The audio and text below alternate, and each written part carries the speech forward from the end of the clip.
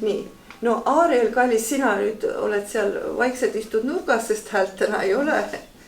Aga et äkki me laseme siis sinu kaaslastel rääkida, et mida nad on märganud sellest, kui sa tulid alguses ja kui sa oled praegu nüüd juba töölabori juhataja, kus käib vilgas tegevus ja valmistutakse ka teenusteks, eks ole, ja mis meil kõik ees ootamas on. Nii et kumb nüüd tahab rääkida sellest algusest? Magdalena teeb algust paremini. Meie olime Arieliga, elasime mõlemad rannus, et ega me enne seda ei tundnud üksteist.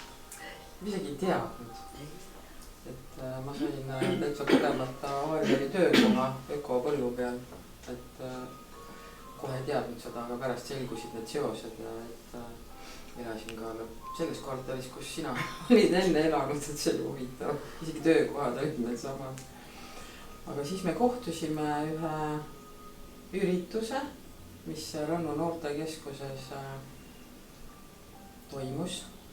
Ta ei olnud siis. Oota, ma mõtlen praegu. Ta oli juba noortekeskus. Ja, sest ma töötasin ja muidu ma ei oleks saanud seda seal teha. Oli. Ja siis sina tulid, aga kust sina tulid üritusele? Me olime enne juba, kuidas see esimene kohtumine ikkagi toimus? Me saime jaa, muidugi. Me saime ühe korra Arieliga sellel samal põllu peal tööd teha, ühe terve päeva. Ja siis me ainult inglitest rääkisime. Ja sina pidid vastu. Kuidas sellele jutt läks üldse? No võt, näed läks. Pidi minema ja, aga seda hetke praegust ma mõtlen, ei huvitav, ma praegust ei olnudki mõelnud selle peale. Me olime vist Vaarikas. Jah, me olime Vaarikas juurde Vaarikate vahel esivanemate mälu tagantjärgi öelda. Ja nii, et teised jäid meist kaugele kuskile maha ja meie terve päeva rääkisime inglitest ja siis oligi see üritus saigi kuidagi, sest üks huviline oli, jah. Ja sina tahtsid kokku saada, võt. Ja nii siis oligi see üritus sai Rannus toimuma, et Ari oli selline säde keevaline nagu mina iseloomu poolest, kõik elav on ja, et kindlasti päris alguses said sa nagu vaatlejana gruppi, et ega see kerge ei olnud, sest me ju suhtlesime oma vahel, et mis toimub, kuidas see õpe siis kas selline, kuidas siis niimoodi öeldakse ja et inimesele ja et me saime see karmus just. Jah, et see karmus tuli siis võib-olla tema sinu jaoks nähtavale, et kuidas just inimest juhendatakse, õpetatakse, kutsutakse korrale, et seda ei olnud lihtne kindlasti tal vaadata. Et mina olin sellega ka kursis ja siis tehnika, see on alati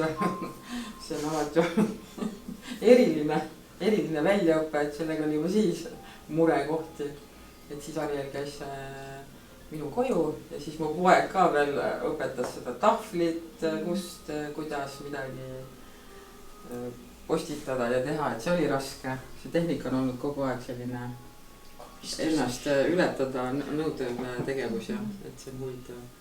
Aga jaa, et Ariel on kindlasti palju ennast pidanud seestpoolt uurima ja ennast ka, kuidas ma ütlen, treenima siis neid iseloomujooni, mis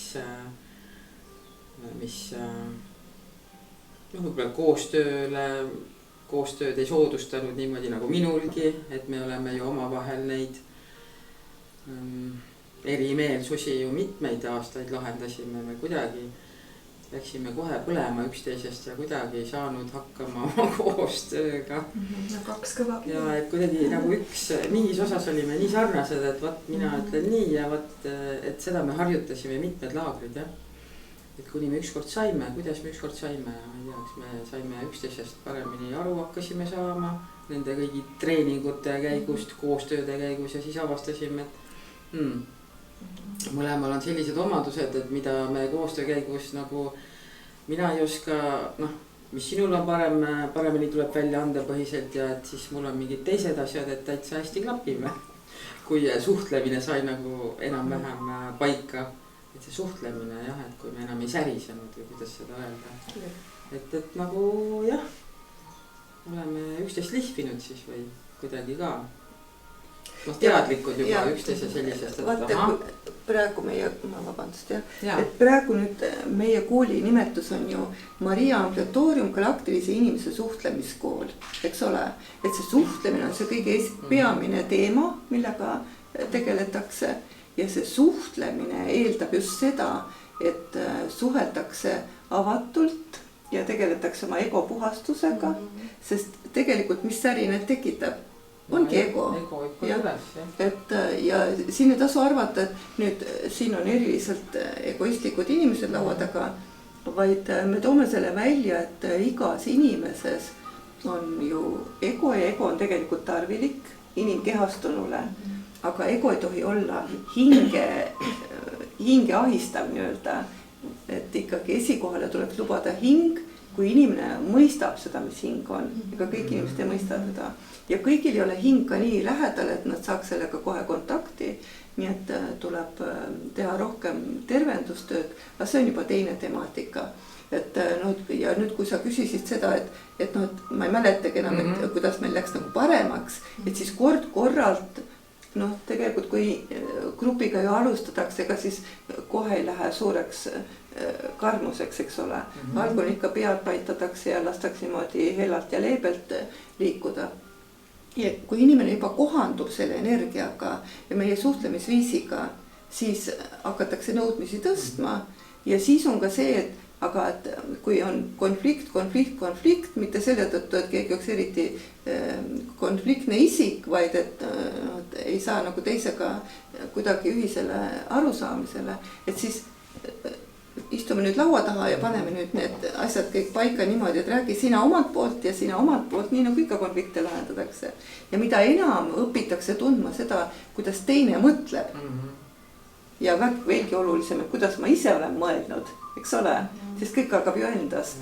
Et seda enam siis hakkab see teineteise mõistmine ja kui on juba sellised esimesed saavutused saavutatud, et näe, kui hästi meil jälle läks. Ja teine mõistab ka seda, et üsna tihti ju minust endast võib-olla hakkab see asi peale. Et siis see on eluterve suhtumine ja suhtlemine ja võt siis hakkavad asjad liikuma. Ja nüüd, kui me mõtleme seda, et te kõik kolmekesi olete ju need, kes peaksid teenust osutama, praegu on olnud see selline raja seadmine, eks ole, et oleksid kõik need koolitused tehtud, teenuste kirjeldused olemas, kõik kuidas moodi tasulist teenust osutada ja nii edasi ja proovitööd kindlasti tehtud. Et siis väga tähtis on see, et teie kui teenuse osutaja mõistate seda, et kui teie tundi või teenusele tuleb võõras inimene, kes tuleb just sealt ego tasandilt, et siis teie saate sellest aru, kus see inimene asub oma selles mõttetasandil või puhtuse tasandil ja ei lähe ise sellest põlema, vaid olete nagu täiskasvanud lapsevanemad, sa oled alles väike, küll sa õpid, eks ole. Aga samas jällegi, et kui inimene tuleb lihtsalt selleks, et mingisugust oskust omandada, siis seal ei hakata ju talle mingisugust loengut pidama, vaid see teie olemus ja teie mõistmisvõime peab inimesena andma sellist rahu ja tervendust, eks ole.